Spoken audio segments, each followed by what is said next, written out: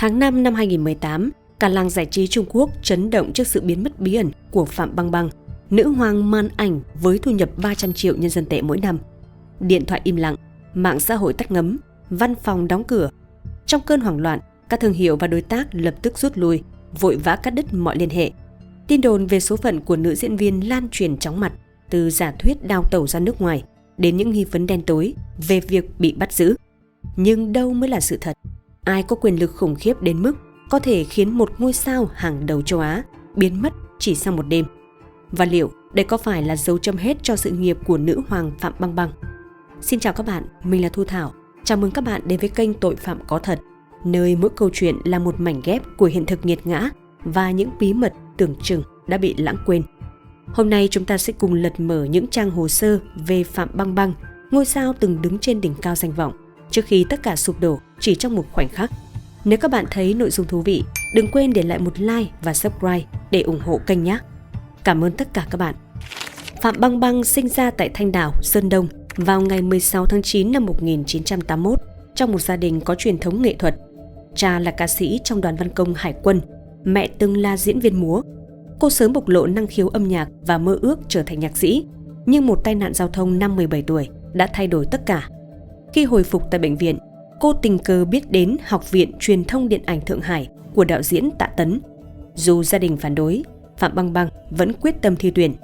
Vẻ đẹp và khí chất của cô chinh phục đạo diễn Tạ Tấn, người đặc cách nhận cô làm học trò. Đây là cơ duyên giúp cô có vai diễn đầu tay trong Nữ Cường Nhân, dù chỉ là một vai nhỏ.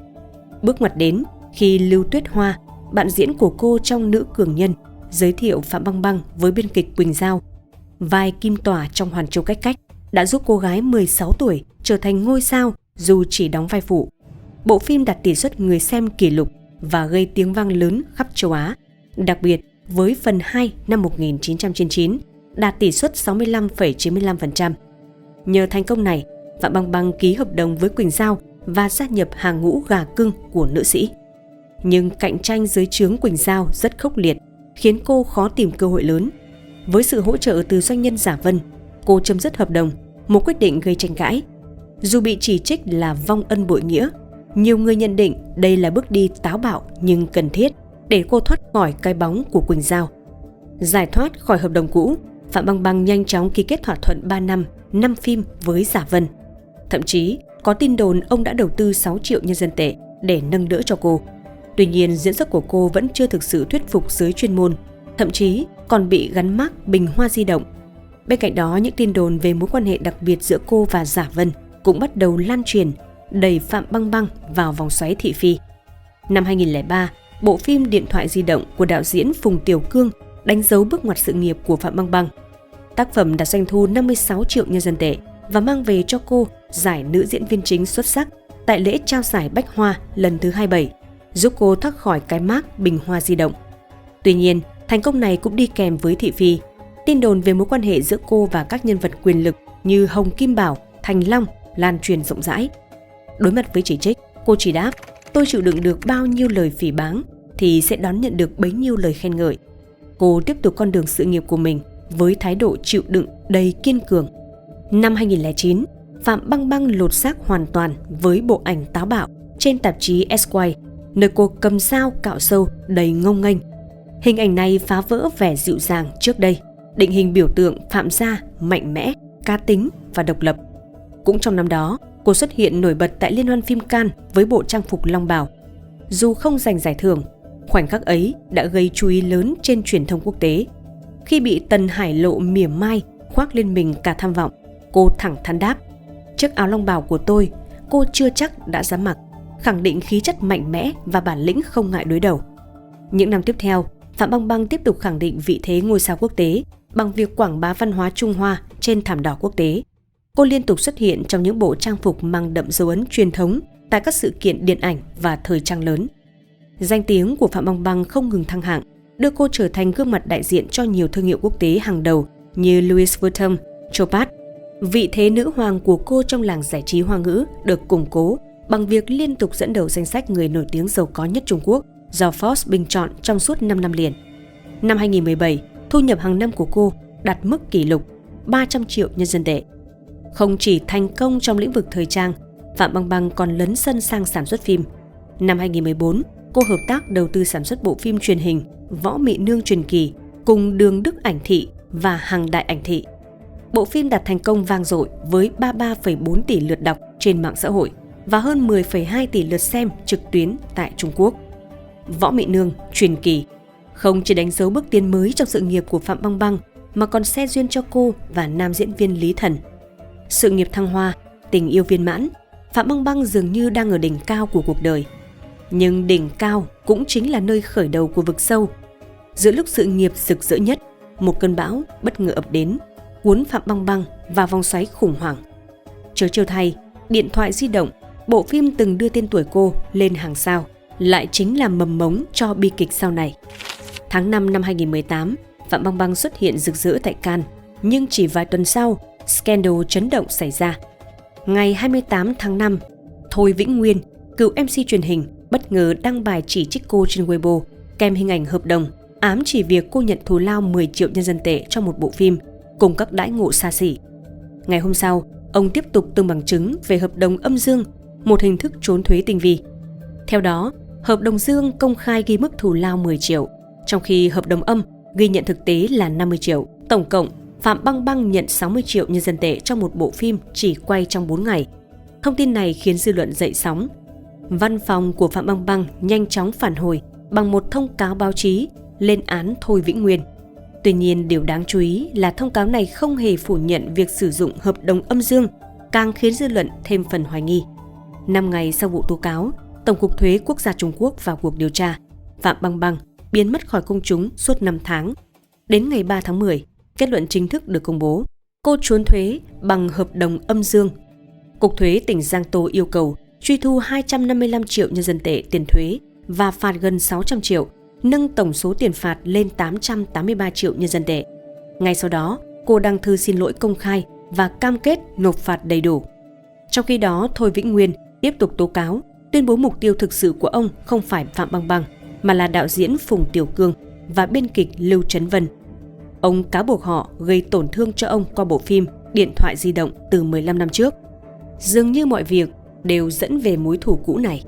Điện thoại di động ra mắt năm 2003 là bộ phim tâm lý xã hội châm biếm do Phùng Tiểu Cương đạo diễn, chuyển thể từ tiểu thuyết cùng tên của biên kịch Lưu Trấn Vân.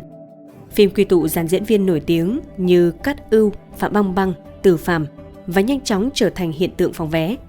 Cốt truyện phần đầu xoay quanh Nghiêm Thủ Nhất, người dẫn chương trình talk show Có Chuyện Kể Chuyện, một nhân vật được cho là Thôi Vĩnh Nguyên, người dẫn chương trình thực thoại thực thuyết ngoài đời thực. Điểm gây tranh cãi nằm ở việc Nghiêm Thủ Nhất được khắc họa là một kẻ đạo đức giả, lăng nhăng, phản bội người yêu và thậm chí còn đưa nhân tình do Phạm Băng Băng thủ vai lên thay thế vị trí dẫn chương trình của mình. Trong khi đó, ngoài đời, Thôi Vĩnh Nguyên rời khỏi chương trình vì lý do sức khỏe và được Hòa Tinh thay thế. Sự trùng hợp ngẫu nhiên giữa phim và đời thực đã dẫn đến những đồn đoán thất thiệt về mối quan hệ giữa Thôi Vĩnh Nguyên và Hòa Tinh. Thành công vang dội của bộ phim càng khiến những tin đồn này lan rộng, gây áp lực lớn cho Thôi Vĩnh Nguyên, vợ ông và cả Hòa Tinh. Ban đầu Thôi Vĩnh Nguyên rất phẫn nộ và muốn làm lớn chuyện. Tuy nhiên, biên kịch Lưu Trấn Vân đã trực tiếp xin lỗi và thừa nhận việc lấy hình ảnh của Thôi Vĩnh Nguyên làm chất liệu quảng bá phim là sai lầm. Lời xin lỗi chân thành này đã xoa dịu Thôi Vĩnh Nguyên, khiến ông quyết định bỏ qua chuyện cũ. Mọi chuyện tưởng chừng đã ngủ yên, nhưng 15 năm sau, vào tháng 4 năm 2018, Thôi Vĩnh Nguyên bất ngờ phát hiện Lưu Trấn Vân đang viết kịch bản cho Điện thoại di động 2. Cơn giận năm xưa bùng lên dữ dội, ông lập tức liên lạc với Lưu Trấn Vân. Ban đầu Lưu Trấn Vân trấn an Thôi Vĩnh Nguyên rằng phim mới có tên là Vòng Tròn Bạn Bè, với nội dung hoàn toàn khác, không liên quan đến ông. Tuy nhiên, chỉ vài tuần sau, Phùng Tiểu Cương bất ngờ tuyên bố khởi quay Điện thoại di động 2 trên Weibo. Thôi Vĩnh Nguyên cảm thấy bị phản bội, quyết định tuyên chiến với Phùng Tiểu Cương và Lưu Trấn Vân. Ngày 11 tháng 5, ông đăng bài chỉ trích hai người trên Weibo, kèm theo ảnh chụp màn hình đoạn chat Lưu Trấn Vân từng hứa sẽ không làm phần tiếp theo của Điện thoại di động. Đúng lúc này, Phạm Băng Băng lại đăng bài trên Weibo chia sẻ hình ảnh tại trường quay Điện thoại di động 2 với dòng trạng thái tháng 5 thật vui vẻ. Hành động này như đổ thêm dầu vào lửa, khiến Thôi Vĩnh Nguyên cho rằng Phạm Băng Băng đang cố tình khiêu khích mình. Nỗi uất ức dồn nén suốt 15 năm cùng với cảm giác bị lừa dối đã khiến Thôi Vĩnh Nguyên quyết định phanh phui hợp đồng âm dương của Phạm Băng Băng, chính thức khơi mào cho cơn bão lớn nhất trong sự nghiệp của nữ diễn viên. Trong một buổi phỏng vấn, Thôi Vĩnh Nguyên tiết lộ Phạm Băng Băng đã liên lạc với ông thông qua trung gian sau sự việc hợp đồng âm dương bị phanh phui. Khi được hỏi về lý do đăng bài Weibo nhạy cảm vào thời điểm đó, Phạm Băng Băng giải thích rằng đó chỉ là một điều khoản trong hợp đồng với đoàn làm phim, yêu cầu cô phải đăng bài khi phim bấm máy. Nói cách khác, Phạm Băng Băng chỉ vô tình bị cuốn vào cuộc chiến của Thôi Vĩnh Nguyên với Phùng Tiểu Cương và Lưu Trân Vân. Sau vụ việc của Phạm Băng Băng, nhiều người cho rằng cô sử dụng hợp đồng âm dương để trốn thuế. Tuy nhiên, sự thật có thể phức tạp hơn. Nhà sản xuất kỳ cựu Lý Phương Như từng tiết lộ về sự thao túng của các công ty quản lý nghệ sĩ trong ngành giải trí Trung Quốc. Họ độc quyền nguồn lực và kiểm soát hoàn toàn việc tiếp cận với các ngôi sao hạng A. Chính mô hình thiếu minh bạch này đã tạo điều kiện cho hợp đồng âm dương hoành hành. Lấy ví dụ, một ngôi sao nhận cát xê thực tế là 10 triệu nhân dân tệ, nhưng công ty quản lý sẽ báo giá 60 triệu cho nhà sản xuất. Do không thể liên hệ trực tiếp với nghệ sĩ, nhà sản xuất và công chúng chỉ biết con số 60 triệu, trong khi thực tế nghệ sĩ chỉ nhận được 10 triệu. Khoản chênh lệch 50 triệu không hoàn toàn thuộc về nghệ sĩ, mà nằm dưới sự kiểm soát của công ty quản lý. Hợp đồng âm dương trở thành công cụ giúp các công ty quản lý thu về lợi nhuận khổng lồ. Theo thời gian, các công ty quản lý nghệ sĩ ngày càng bành trướng thế lực, hình thành chuỗi cung ứng khép kín, thậm chí có thể tự sản xuất phim. Tuy nhiên, mục đích của hợp đồng âm dương không chỉ đơn thuần là kiếm lời, mà còn liên quan đến hoạt động rửa tiền. Bằng cách tạo ra các giao dịch ảo, làm giả hóa đơn, họ có thể hợp thức hóa tiền bất hợp pháp thông qua các dự án điện ảnh. Mô hình này trở thành bí mật công khai trong ngành. Nguồn gốc của vấn nạn này có thể bắt nguồn từ Hồng Kông những năm 1970. Năm 1973, hai sự kiện chấn động đã làm thay đổi cục diện xã hội Hồng Kông. Sự ra đi đột ngột của siêu sao Lý Tiểu Long và vụ án tham nhũng Gopper. Vụ án Gopper phanh phui sự thông đồng giữa cảnh sát và xã hội đen, dẫn đến việc thành lập Ủy ban độc lập chống tham nhũng ICAC. ICAC triển khai chiến dịch chống tham nhũng mạnh mẽ, thanh trừng hàng loạt cảnh sát tham ô, khiến nguồn thu của các băng đảng xã hội đen bị ảnh hưởng nghiêm trọng. Trước đây, chúng dựa vào sự bảo kê của cảnh sát để hoạt động phi pháp. Nhưng sự ra đời của ICAC đã cắt đứt con đường này, buộc chúng phải tìm kiếm nguồn thu nhập mới. Ngành công nghiệp điện ảnh nhanh chóng lọt vào tầm ngắm của các băng đảng. Làm phim không chỉ mang lại lợi nhuận cao, mà còn là công cụ rửa tiền lý tưởng bởi những lý do sau. Thứ nhất, quá trình làm phim thường diễn ra trong thời gian ngắn.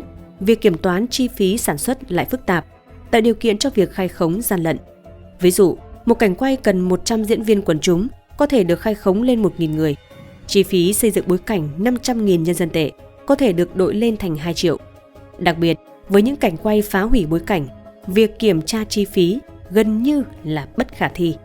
Tương tự, chi phí cho trang phục, đạo cụ, trang điểm cũng rất khó kiểm soát chi tiết. Không chỉ chi phí sản xuất, doanh thu phòng vé cũng dễ bị thao túng. Doanh thu công bố có thể cao hơn thực tế, tạo ra khoản tiền nào để hợp thức hóa tiền bẩn. Thông qua hệ thống rạp chiếu, tiền bất hợp pháp được rửa thành doanh thu phòng vé hợp pháp, sau đó quay trở lại Hồng Kông. Một trong những khoản tiền lớn nhất được sử dụng để rửa tiền chính là cát xê của diễn viên. Giống như giá trị tác phẩm nghệ thuật, thù lao của ngôi sao rất khó định giá chính xác, tạo ra nhiều kẽ hở cho việc khai khống.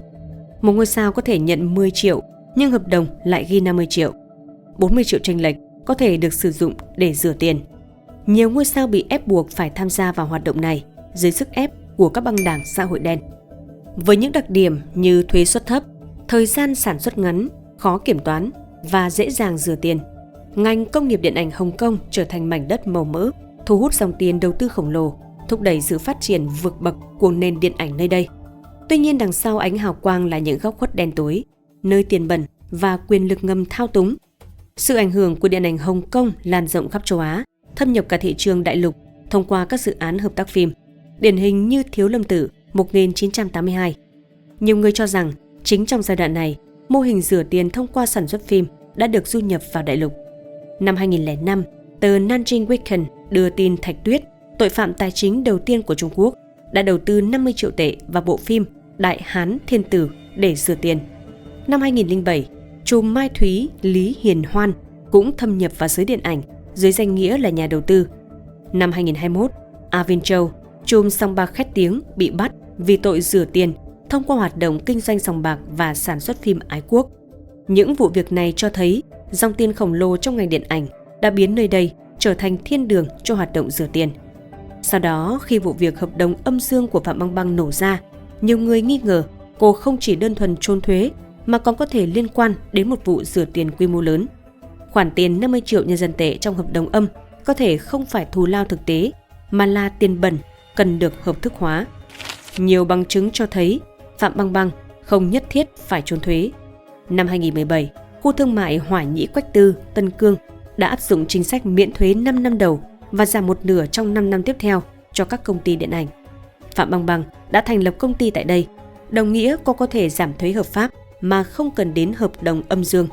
Hỏa Nhĩ Quách Tư cũng hưởng doanh thu thuế giá trị gia tăng, hoàn trả một phần thuế cho các doanh nghiệp lớn, thu hút nhiều ngôi sao hạng A như Huỳnh Hiểu Minh, Dương Mịch, Đặng Siêu. Vậy nếu không phải trốn thuế, hợp đồng âm dương có mục đích khác? Có phải để rửa tiền? Nếu đúng, cô đã làm điều này cho ai? Và liệu có thế lực nào đứng sau vụ việc này không? Thôi Vĩnh Nguyên nhiều lần khẳng định mục tiêu của ông là đạo diễn Phùng Tiểu Cương và biên kịch Lưu Trấn Vân.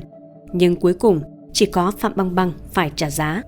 Mặc dù ông đã công khai thông tin về tài sản của Phùng Tiểu Cương và Lưu Trấn Vân, cả hai vẫn không bị điều tra, trong khi sự nghiệp của Phạm Băng Băng sụp đổ. Câu hỏi đặt ra là tại sao chỉ mình cô gặp rắc rối? Một số giả thuyết nổi bật đã được đưa ra. Giả thuyết đầu tiên cho rằng Phạm Băng Băng là vật tế thần. Chính phủ muốn chấn chỉnh nạn rửa tiền trong giới giải trí mà không gây chấn động lớn, nên tập trung vào hành vi trốn thuế cá nhân của cô. Phùng Tiểu Cương có thể được bỏ qua nhờ vai trò tuyên truyền văn hóa và sự hậu thuẫn mạnh mẽ. Giả thuyết thứ hai mang tính âm mưu hơn. Đây là cuộc đấu đá quyền lực giữa các phe phái lớn trong ngành giải trí. Phạm Băng Băng có mối liên hệ chặt chẽ với Hoa Nghị huynh đệ, và vụ việc này không chỉ nhắm vào cô mà còn giáng đòn vào công ty. Giá cổ phiếu của Hoa Nghị huynh đệ lao dốc mạnh sau scandal, khiến nhiều người nghi ngờ đây là mục tiêu thực sự. Vụ việc hợp đồng âm dương của Phạm Băng Băng thoạt nhìn chỉ là một scandal trốn thuế trong giới giải trí. Tuy nhiên, từ lời tố cáo của Thôi Vĩnh Nguyên đến sự lao dốc của cổ phiếu Hoa Nghị huynh đệ, tất cả đều hé lộ những uẩn khúc khó hiểu. Có lẽ mục tiêu thực sự không nằm ở bản thân các ngôi sao, mà là dòng tiền khổng lồ và mạng lưới lợi ích chằng chịt đằng sau hào quang showbiz. Dù sự thật là gì, Phạm Băng Băng đã trở thành tâm điểm của cơn bão. Từ một nữ hoàng giải trí được ngưỡng mộ, cô phải đối mặt với sự nghiệp sụp đổ, bị loại khỏi các dự án lớn và mất nhiều hợp đồng quảng cáo.